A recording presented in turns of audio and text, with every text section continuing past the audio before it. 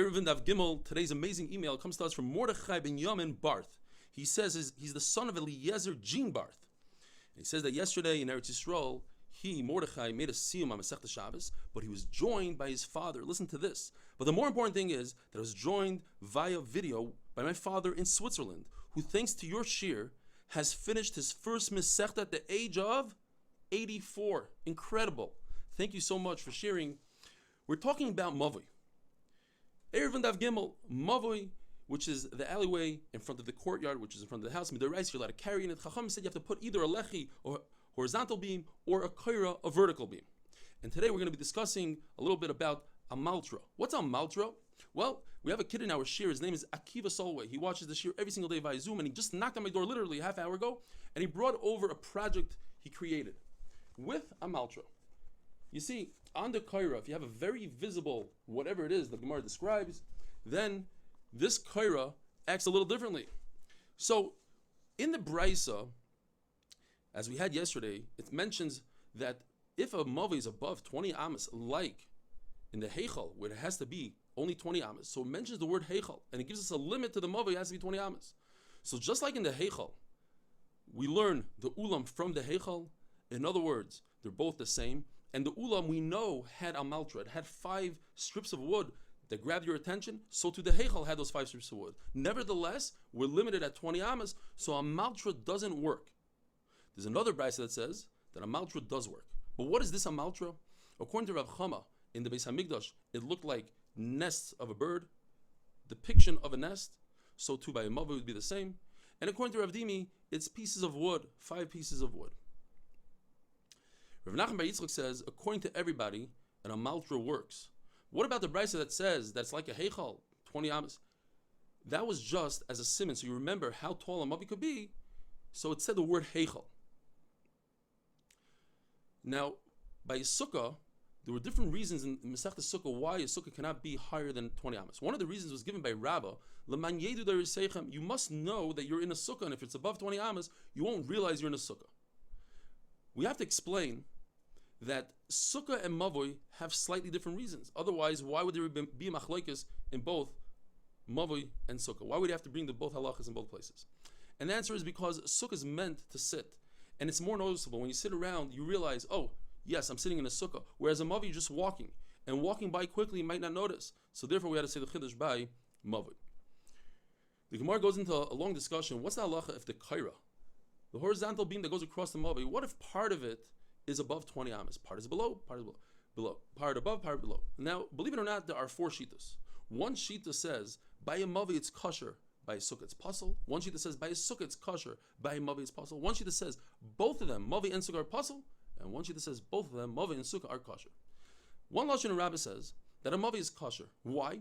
There's a concept called kolosh. We pretend we shave off the part that's above 20 amas, the part that's in the isser, we get rid of it. So what are we left with? The part that's in the heter. So why is a sukkah pasul in that case? Because since he's an individual and he's sitting in the sukkah, he might not realize, and that part might come down and he won't have a sukkah. Whereas a mavoi, it's for the masses and they'll see it. Ravina says the reason is in Rabbah because when it comes to the daraisa, we have to be more machmer. Sukkah is the daraisa, so we say it's pasul. Second lashon in Rabbah is the exact reverse. Mavoi is pasul, sukkah is kosher. Why?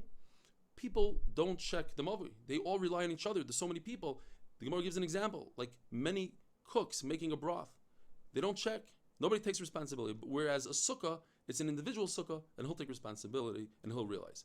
Ravina says the opposite, which what he said before. Sukkah, since it's a doraisa, you don't need to strengthen it. You don't have to make chumras on it. Rav Baravula says they're both pasul. Rava says they're both kosher. Why?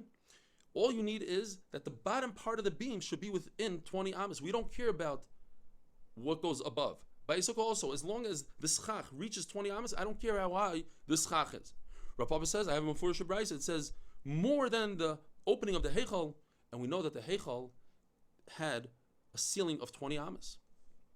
Now, Rav Papa just has to explain, there is a Brayso that says that you put the kaira below 20 amas.